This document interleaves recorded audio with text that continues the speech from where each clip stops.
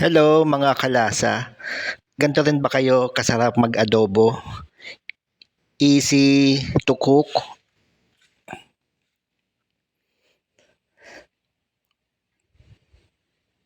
Ang unang gagawin lang natin, maglalagay lang tayo ng bawang sa pressure cooker para mabilis lang siya lumambot.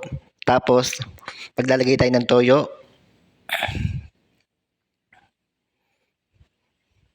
and after, vinegar. Takpan lang natin yung pressure cooker para mas mabilis lumambot. Yan, napalambot na natin yung baboy sa pressure cooker. Ang unang gagawin natin, ipiprito natin yung yempo sa mantika. Papulahin lang natin yung baboy. Gawin lang natin hanggang sa magpula yung baboy. Lumabas yung pinaka-aroma ng baboy.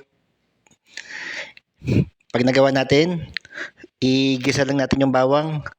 Antayin lang natin mag-golden brown yung bawang. Yan, golden brown na yung bawang.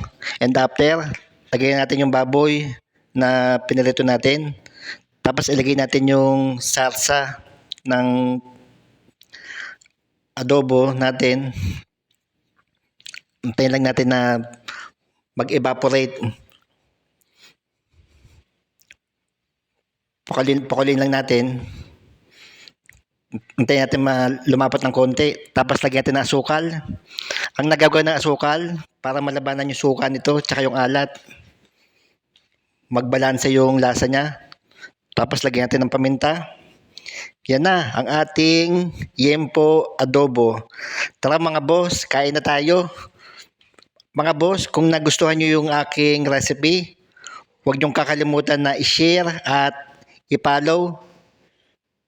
Tara, kain na tayo mga bossing. I-share nyo lang po yung video ko at follow nyo rin po para makatulong po sa iba.